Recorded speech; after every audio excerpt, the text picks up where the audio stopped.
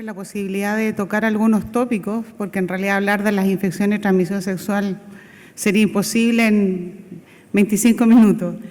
Entonces vamos a ver algunas cosas y destacando algunos cambios o algunas cosas que en realidad hay que considerar. Bueno, ¿cuál es la definición de las infecciones? Es una variedad de síndromes clínicos causados por patógenos que pueden ser adquiridos y transmitidos por la actividad sexual.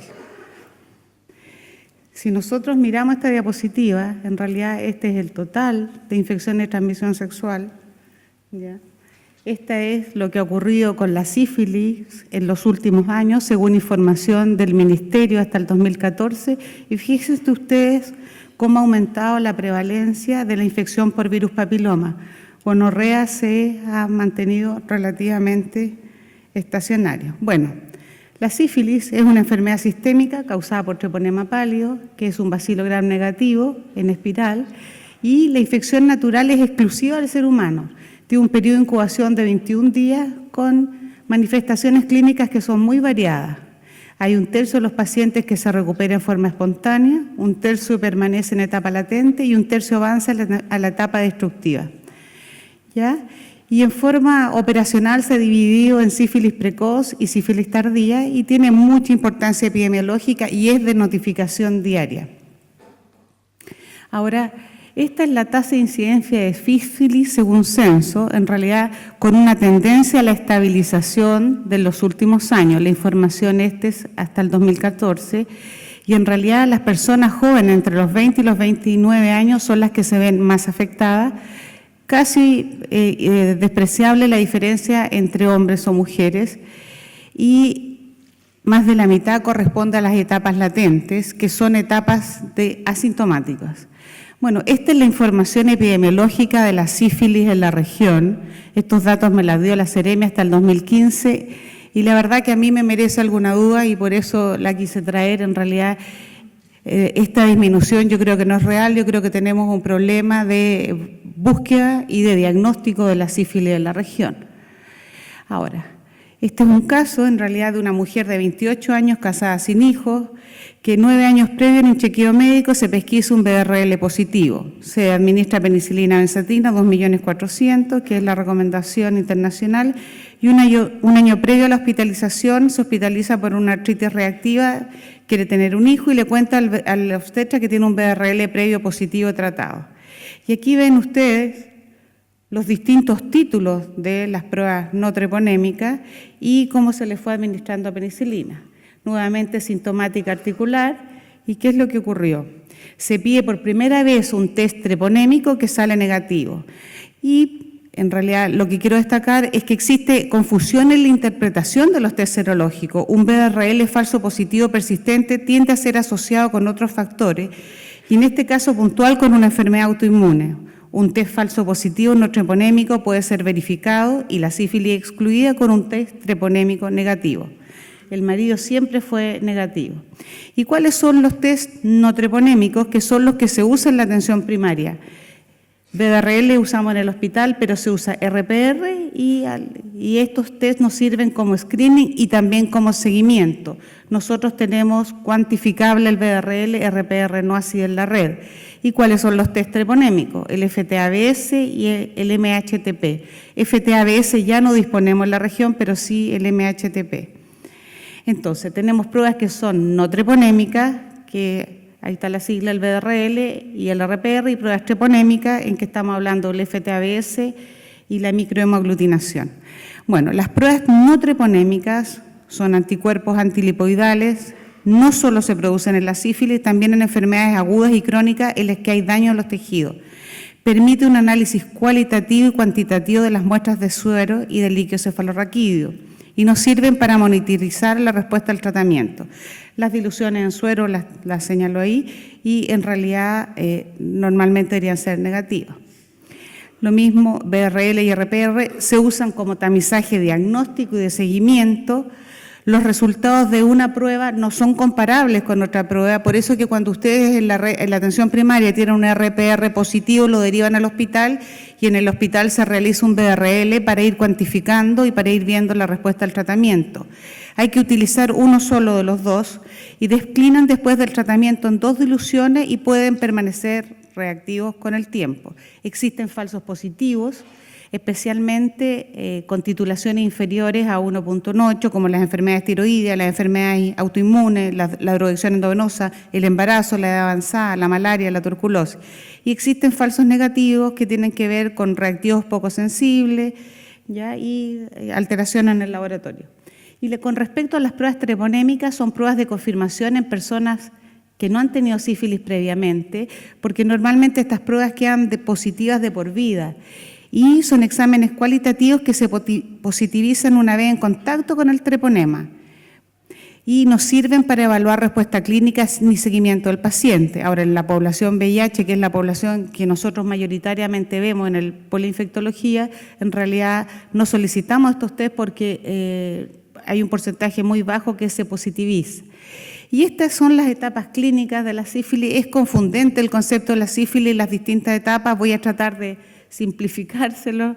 La sífilis primaria, secundaria y terciaria en términos generales. La sífilis primaria, en realidad, donde se positiviza el BRL.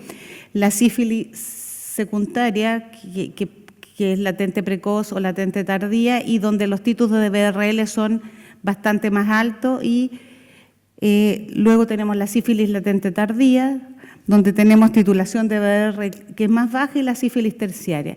Importancia de estas dos, que son no contagiantes o mucho menos contagiantes que las etapas precoces de la sífilis. Y otra importancia, y es relevante en este minuto, en que tenemos riesgo de desabastecimiento de penicilina, es que la sífilis precoz y la sífilis secundaria latente precoz se tratan con penicilina benzatina, una dosis de 2.400.000. Entonces, el tratamiento de la sífilis es penicilina parenteral, que es el medicamento de elección en todos los estados. La dosis y duración del tratamiento depende del estado y las manifestaciones clínicas de la enfermedad. Acuérdense que el treponema pálido puede estar en sitios secuestrados como el sistema nervioso central, humor acuoso, donde no penetra la penicilina benzatina, y ahí hay que usar penicilina sódica. Y la penicilina parenteral es la única terapia que está demostrada que sea eficaz en el embarazo.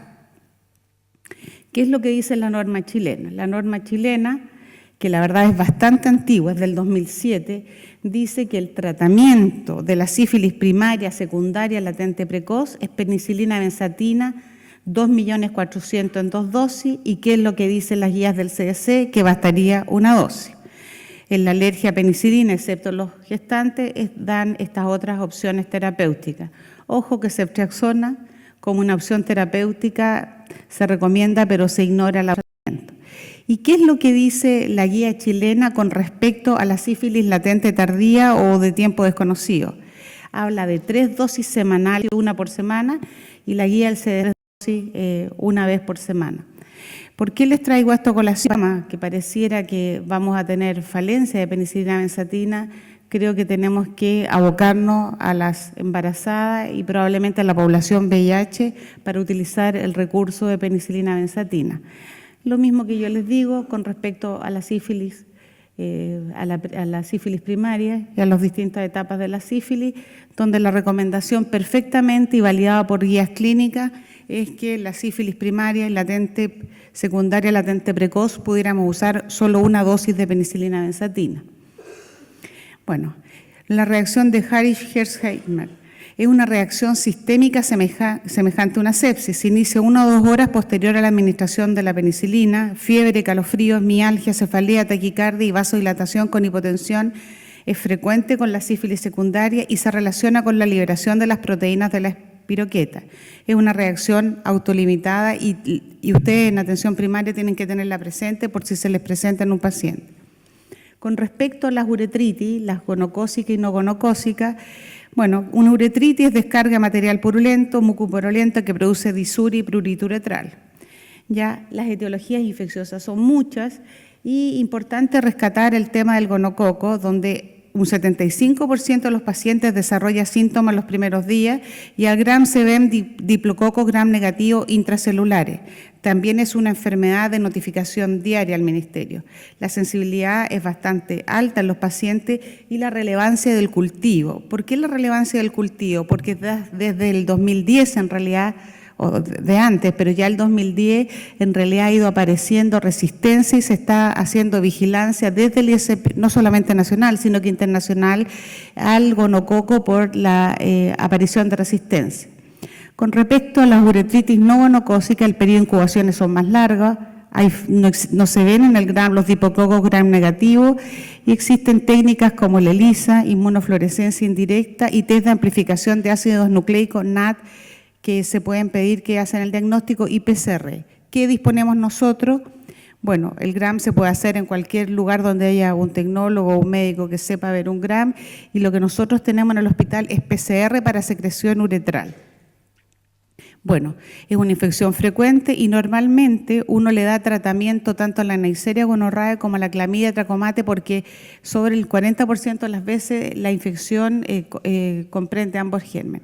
Y aquí lo que yo les mostraba con respecto a la resistencia, esta es la vigilancia de resistencia de Neisseria gonorrhoeae en el ISP. Fíjense ustedes como la ciprofloxacino ya está perdida, más de la mitad de las cepas son resistentes, acitromicina también hay apareciendo resistencia y en ceftriaxona todavía en Chile no apareció resistencia con SIM que son bajas. Lo que sí hay que decir que ya hay casos de gonorrea faríngea en distintos países, como en Australia, como en Japón, donde ya ha aparecido mala respuesta al tratamiento de la infección gonocócica faríngea por ceftriaxona. Y aquí yo les muestro el flujograma cuando ustedes tienen una muestra positiva que se va al ICP para hacer vigilancia y resistencia. Ojo, lo que está ocurriendo es que están haciendo PCR para la secreción uretral y nos están enviando cultivo. Entonces, probablemente por eso nosotros manejamos datos tan bajos de infección gonocócica y en realidad estamos incumpliendo, no estamos sabiendo qué está pasando con los gonococos de la región. Entonces, cuando ustedes piden una muestra, además de pedir, digamos, cultivo, le pueden pedir la PCR, pero es importante rescatar el germen. Bueno, el tratamiento, dosis bajas de ceftriaxona, 250 miligramos intramuscular y cefixime. Cefixime es una cefalosporina oral. La ventaja que tiene que ustedes pueden tener en el poli la cefixima de 400 miligramos y el gramo de acitromicina y lo tratan durante la atención médica. Lo que sí hay que hacer un warning aquí porque cefiximo hay descrito resistencia. Entonces, en realidad no estaba validado. Entonces, ceftriaxona 250 miligramos bastaría más acitromicina o doxiciclina. Acuérdense que la doxi no la pueden usar en embarazada. Y en la gonorrea faríngea, la mayoría son asintomáticas, la erradicación es más difícil y no está aprobada la coinfección con clamidia. Entonces, igualmente ustedes asocian ceftriaxona, acitromicina para gonococo. Bueno, el tratamiento de la uretritis, acitromicina o doxicilina y aquí están las alternativas. Dos palabras con respecto a virus papiloma humano y virus herpes. ¿Qué novedades tenemos en virus papiloma? Bueno, es un virus oncogénico, el cáncer de pene, ya cáncer de vulva, vagina, cáncer anal, ya las verrugas genitales. Fíjense ustedes la carga asistencial que significa la infección por virus papiloma. Y tiene importancia, recuerden que es una infección causada por el virus, la mayoría de las infecciones son subclínicas no detectables, tiene un tropismo especial por las células epiteliales y la ubicación va a depender del sitio de inoculación, en los hombres prepucio, meato urinario, uretra, en las mujeres la vulva, el cuello uterino, las paredes. La mayoría que comprometen las lesiones anal y genital son los serotipos 6 y 11 y existen otros genotipos que se asocian a displasia de los epitelios y también a lesiones o a cáncer in situ. Ahora, el virus papiloma en la mujer en realidad se asocia a cáncer cervical, estos serotipos 16 y 18 y lesiones precursoras un 19%, todos estos serotipos, y en los hombres el cáncer de pene ya lo vemos asociado al virus también el 16 y 18. Ahora, con respecto a la vacuna, y esa es la novedad, se recomienda en todos los entes antes de los 11 o 12 años. En Chile, a partir del 2014, se empezaron a vacunar las niñas que se encontraban en cuarto básico. En Chile, la vacuna solo es para las niñas. ¿ya? Y en hombres y mujeres VIH positivo la vacuna se recomienda entre los 13 y los 26 años y desde este año se proporciona por los programas. Ahora, existe una vacuna que es bivalente y es una vacuna que es tetravalente. La bivalente tiene estos dos serotipos y la tetravalente 6, 11, 16 y 8 que cubre las úlceras genitales. La que tenemos nosotros disponible en el país es el Gardasil, que es tetravalente de MSD. Pero ya salió la vacuna nonavalente. ¿Y cuál es el esquema de vacuna que existe en Chile para las niñitas?